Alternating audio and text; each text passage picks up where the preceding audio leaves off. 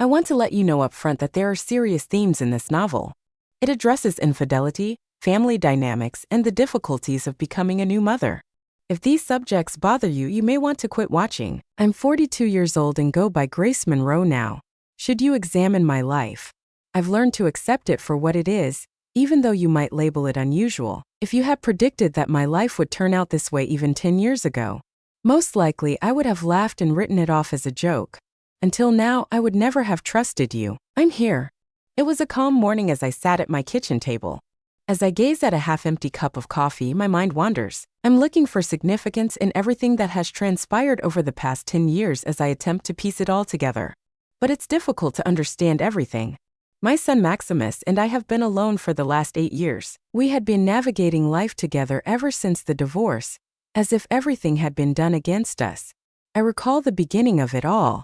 As soon as his father left, Noah Hale, who is 10 years old, in front of me, he didn't cry. He never does. However, I could tell by the way she would carry herself. It was evident to me in the silent, yearning look he would give out the window while he waited for his father to return. Even if, deep down, he probably knew it wouldn't, he would wait every day. And each day I had to see his face gradually fill with disappointment as his father failed to come back. The day his father left, I vowed to myself. In that moment, I vowed to do whatever it took. Maximus has to be made to never feel. If I were by myself, I would be the only thing he could rely on. Additionally, I would ensure that he experienced the comfort and safety of a family. That vow has served as the cornerstone of all I've done since, even if it was just the two of us. It hasn't always been simple, but it's what keeps me going even on the worst days. However, in order to provide Cray with the love and support he requires, I have attempted to offer him a sense of stability. For a long time, I genuinely thought I was keeping things together despite everything the world threw at us. Maximus was a very kind child. Ken is very quiet and constantly searching for ways to assist me around the house. There was something tender about him that set him apart, even from other kids. However, things began to change as he got older. He began to undergo changes I was unable to understand. And if I'm being totally honest, I can see myself evolving as well. This year, Maximus turned 18, which seemed like a significant turning point for us both in many ways. He is no longer a child. But occasionally, I feel that the change isn't always obvious because he's still unsure of what it means to be a real man. I can also see that he's having trouble with it. His demeanor has always been somewhat reserved. He never felt the need to be there all the time, not even as a child. The boisterous cow-addict encounters that characterized the majority of his contemporaries were never pursued by other children. He prefers the solitude of his home and rarely leaves it. There aren't many close buddies for him, not the manner you would think a young man would. I've attempted to discuss it with him. See if you can figure out what went wrong, if he was lost or lonely. However, he dismisses it each time I bring it up. I know he's not fine, but I dismiss my worries with a casual, "I'm fine, but I know him better than he thinks." Even when her child tries to persuade Hero, a mother is aware of these facts. Otherwise, Maximus presented me with something I never would have imagined around a month ago. I was completely unprepared to hear that. The time was late at night. We were alone in the living room when he abruptly revealed himself in a manner I had never witnessed before. He admitted to using my belongings. First, my undergarments. I was totally perplexed. I was unable to decipher his meaning. I was unable to make sense of it. And I felt as if the ground had suddenly vanished when I realized the full significance of what he was saying. My heart pounded. My chest tightened every breath. I wanted to yell for him to tell me what in the world had been on his mind. Why did he think that was acceptable? However, I didn't. I simply stood instead, there, motionless, observing him. His eyes were lowered because he appeared so tiny and, at that time, so embarrassed. His stance hunched in a way that made me feel sorry for him, avoiding mine. The boy who used to be so quiet and willing to help. Now kindness sat there, weighed down by something I didn't understand. And I had a tremendous realization at that very moment. It was more than just what he had done. The acts themselves weren't the point. Something deeper was at the heart of the astonishment and the rage I may have felt. Something, he'd never been able to put it into words. He was experiencing something. He was unable to force himself to speak it aloud. It was about his battle, his perplexity, his isolation, and his anxiety. All I could do in some way was sit there with him while he tried to comprehend not only the details of what had happened, but also the silently agonizing feeling she was carrying that he had not yet figured out how to communicate. He wasn't a monster or a pervert. He was having difficulties, and he was my son. Having trouble. With emotions, with urge he didn't understand. She was powerless. He already felt awful, and I couldn't bring myself to make him feel worse. Thus, he made a decision. I struck a bargain with him. He could do what he needed to do, I informed him. However, there would be regulations. He was able to relieve himself. However, he had to perform it in my presence. In this manner, I could ensure his safety. That there were no more lines for him to cross.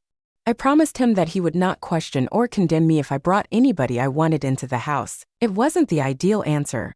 However, since then, that was the only one that came to me. Since then, things have changed. Maximus seemed to be more at ease now. Less tense. Hessel is reticent to speak. He doesn't, however, avoid me, as he once did. As well as myself, I've come to understand that this arrangement isn't solely about him. It's also for me. It provides me with the independence I've long desired, the ability to live my life without having to be cautious around him. I occasionally sit up in the middle of the night and question whether I made the proper decision. If others knew, I wonder what they would think. Would they label me a failure's horrible mother? Perhaps they would. However, they are unaware. Maximus, they have no idea what it's like to see your child suffer and be unable to save them. They have no idea what it's like to feel like you're barely surviving, merely attempting to avoid disintegrating. I have no idea what is ahead for us. I'm not sure how long this arrangement will last. Or perhaps it's just a ticking time bomb that's about to detonate. But this is our existence for the time being. This is our selection. And despite everything's messiness and complexity, I'm doing what I can for him and for us both. Remember to like this video if you're still with me. For more stories like this, subscribe and leave a comment with your opinions. There is so much more to discover, I assure you.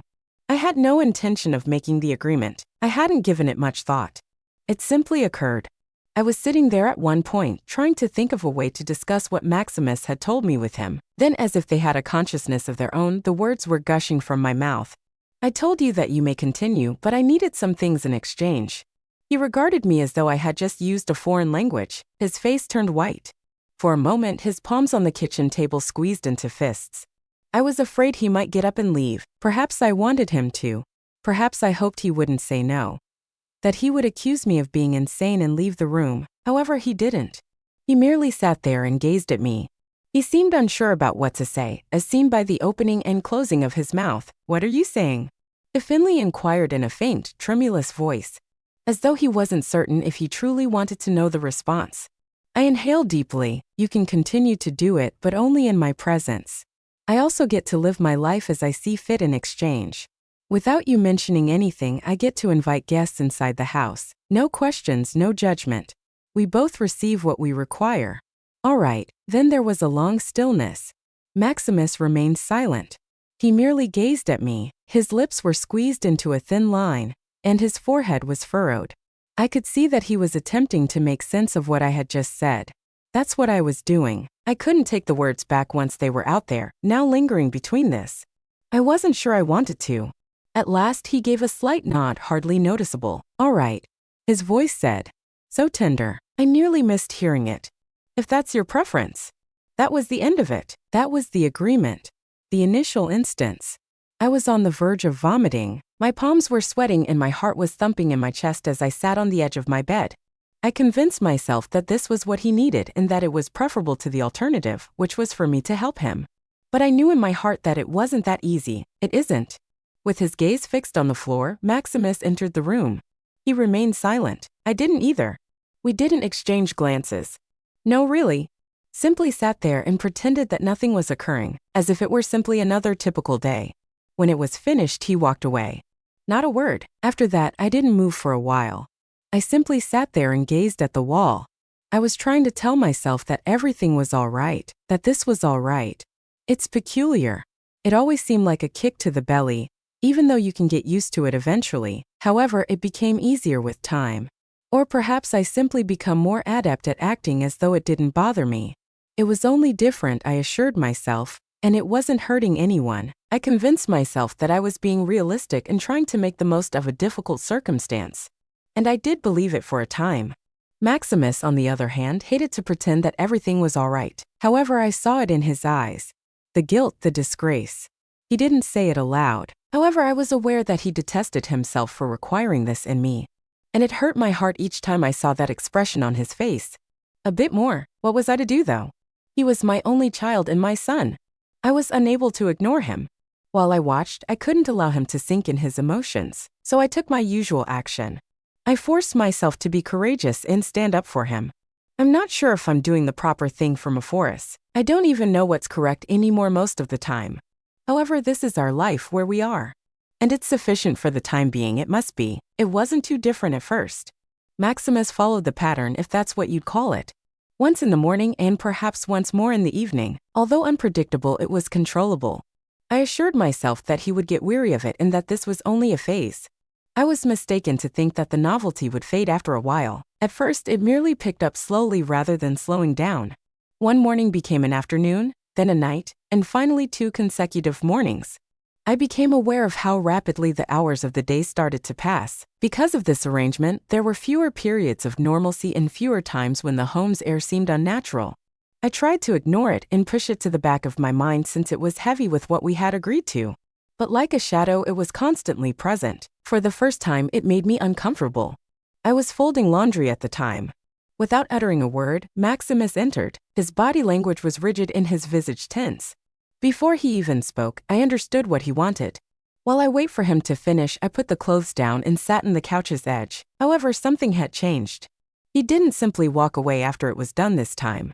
He kept staring at me as if he was trying to speak but was having trouble finding the right words. I could feel my stomach bearing down on me like a stone under the weight of the situation. "Are you all right?" I spoke softly than I meant to, and he nodded, but I could tell by the look in his eyes.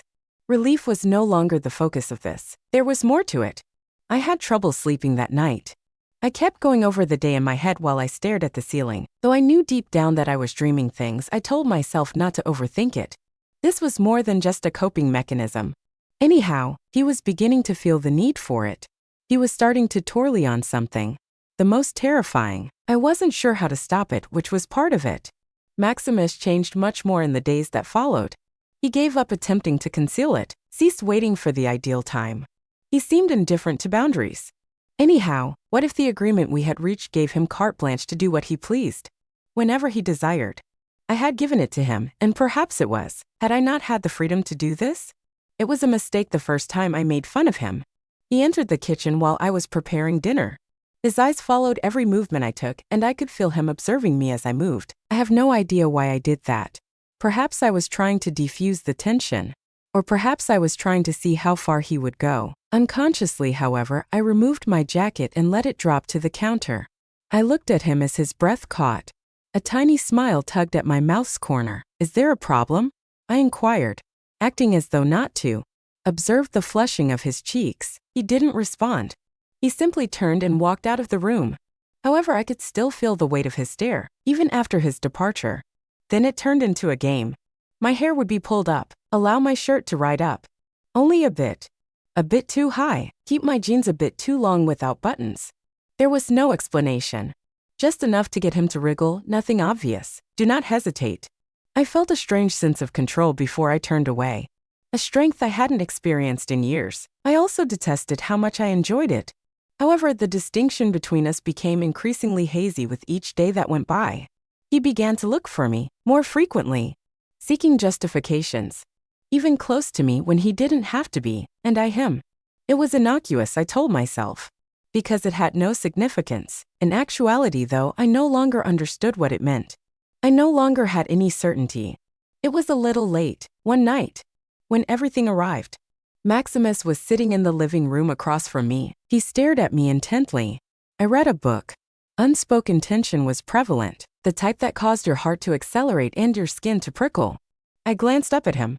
For the first time, he met his eyes. It was time I didn't turn away. He didn't either. Between us, the silence stretched, suffocating and heavy till I cleared my throat and got to my feet. "I'm heading to bed." My voice was hardly audible above a whisper. "And?" However, I sensed his gaze on me. I turned to leave. How we get there is a mystery to me. How I allowed things to get this far is beyond me. However, we are now enmeshed in a cycle I have no idea how to break. And to the same extent, I'd like to think I'm still in charge. The sense that I've already lost is something I can't get rid of. Not until Enrique, that is, Franklin, came into our lives, that everything started to fall apart. He was introduced to me by a buddy.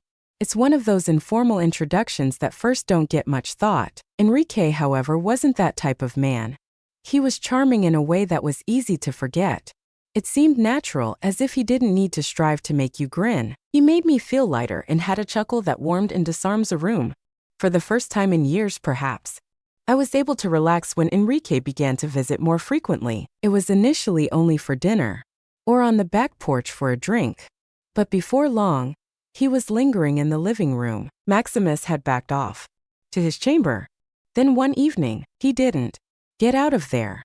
I made no effort to conceal it from Maximus. It wasn't. After all, it's part of our agreement. The following morning, I was still unable to ignore the expression on his face. Henry was sitting in the kitchen when he noticed him. He sipped coffee at the table as if he had been there for years. It was subtly done. However, I was able to identify my son's jaw strain because I knew him well. The way his hands gripped his plate tightly, a bit too difficult. Maximus was silent at first. He did nothing except observe, from the squat on the edge, and sulky.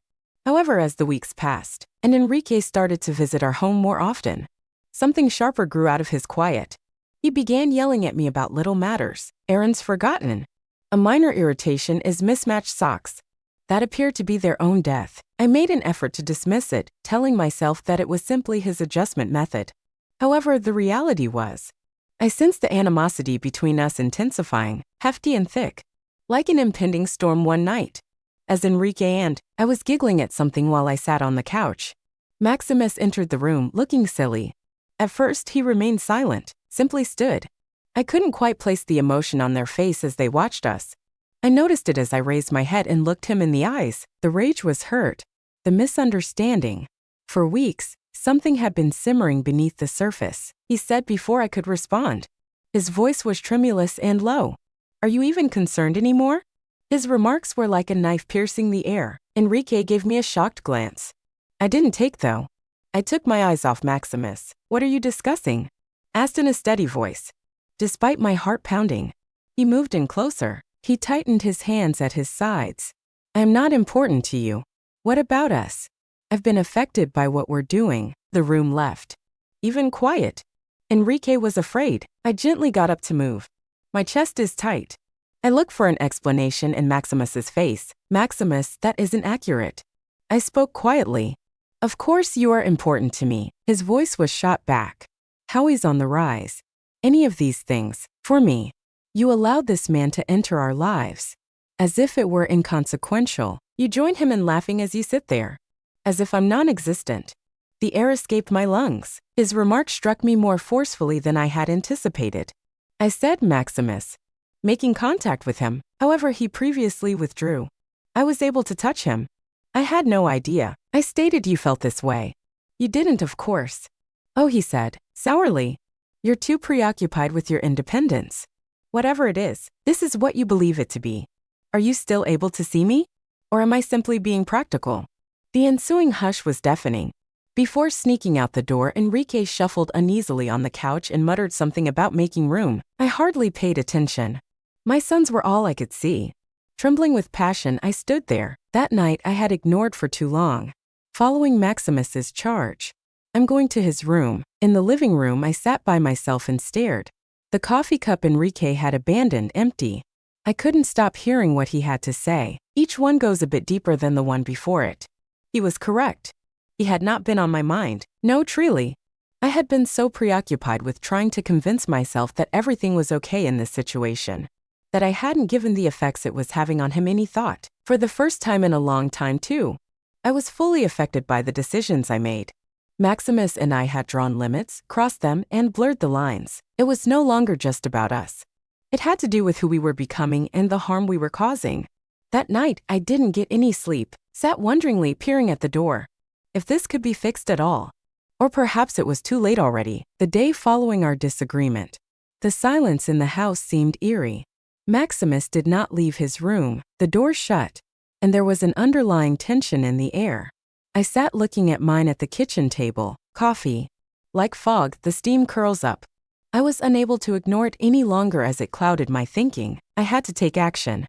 In any case, that's what it was. Our relationship turned out the way it did. It couldn't continue in this manner. Not for him, not for me. I knocked later that afternoon. On his door. At first, there was no response. However, I pressed my forehead against the wooden frame and waited. Maximus, please. I must speak with you. I said gently. The door creaked open at last. He then stood there. He guarded his face. His eyes were ringed with fatigue. I apologize. I spoke in a shaky voice. For everything.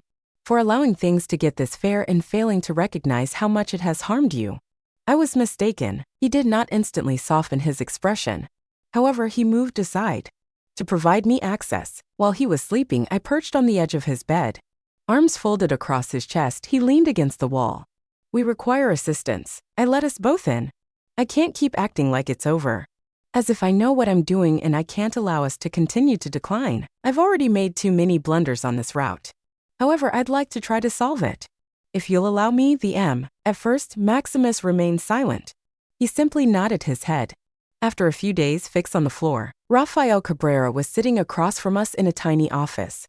I came across a family therapist on the internet. Rafael had a good heart. He was relaxed and stable enough to give you a sense of security even when you didn't want to speak. We both didn't at first. With the weight of our story, we sat in quiet.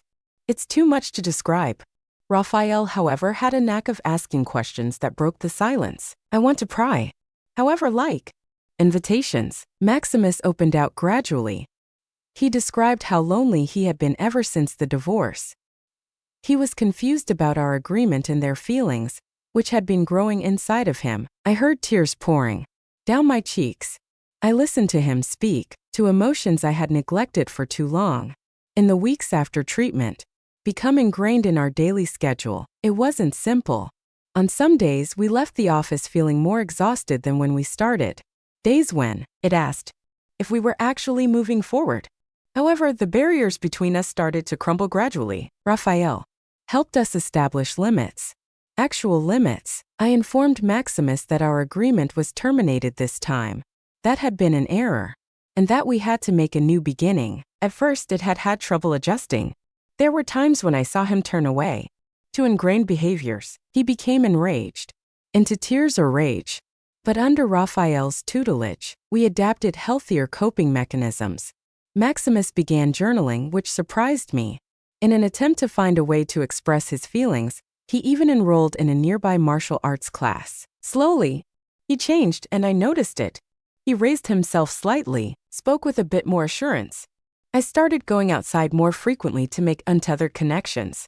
To me, the most difficult aspect for me was confronting myself. Genuinely confronting myself. Therapy made me face the decisions I had made.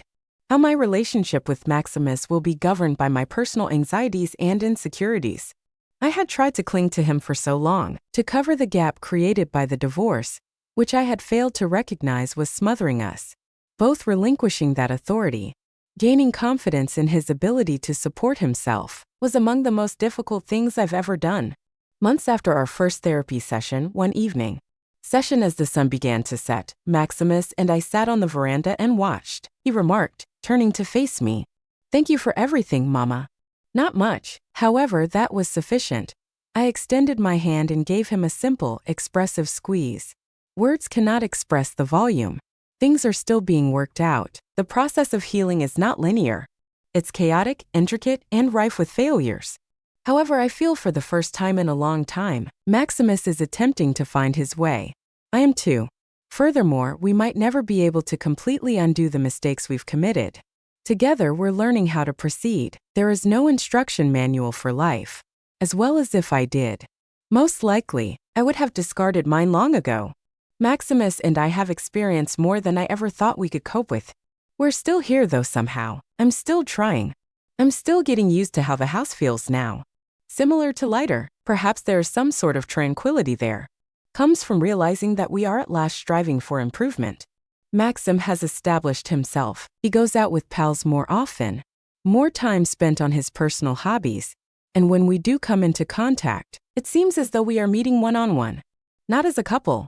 Tangled in an untidy knot, we were not entirely clear. We still have our times. Naturally, healing isn't flawless, but for me it has advanced. I've had to face myself on this path. Forgiveness for my own errors is something I've had to learn, to release the Because of the guilt that plagued me for so long, I've had to come to terms with the fact that I can't always make things better. And occasionally the greatest thing you can do for a loved one is to take a back seat and let them work it out on their own. Although it hasn't been simple, I'm proud of the strides we've achieved, not only in the role of mother and son, however, as two individuals learning to trust and appreciate one another. Once more, if I've learned anything from this whole experience, it's this. It's the significance of setting limits. The real one is, they are not merely regulations. They are loving deeds, love for yourself and for those around you. That's how you safeguard the important things, while preserving space for development, for comprehension,